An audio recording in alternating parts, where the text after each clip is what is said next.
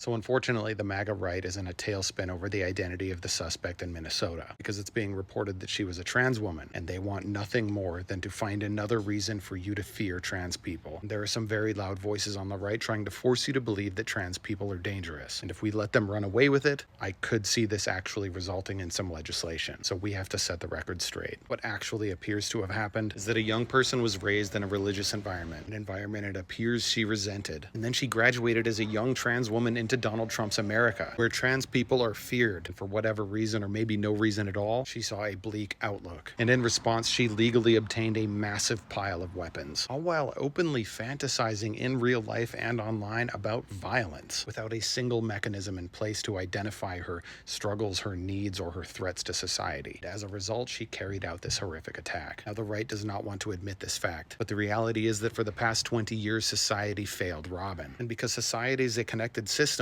failures cascade, because now society has failed the victims and the families of the victims and the communities of the victims and the millions of us who die a little more inside every time a tragedy like this happens, all because our society meets anyone who is different with fear, violence, and a demand for compliance rather than empathy, understanding, and care. The reason these attackers almost always take their own lives in the end is because before they get to this point, they are already gone inside. This is why the threats of capital punishment don't deter them. When we let it get to that point, you can't scare them into compliance because they have nothing to lose. And once you get to that point, the only option left is then to interfere with the attack itself, which they actually did by locking the doors to the church, something that should never have to be done. But locking doors or interfering with any one individual crime is a temporary fix. Whether you take this attack or you look at any other major tragedy over the last 20 or 30 years, what you'll find time and time again is that these attacks could have been prevented entirely if we had universal healthcare inclusive of mental health, regulations on assault rifles and the completely deranged types of ammunition that are used in these attacks, and most critically, a society more interested in helping and understanding people than compartmentalizing and punishing them for being different. Now, the right will predictably tell you there's no way to stop all violence, so we shouldn't even try. But that is obviously a bad faith argument because nothing is ever perfect. But we still have to try, and in this case,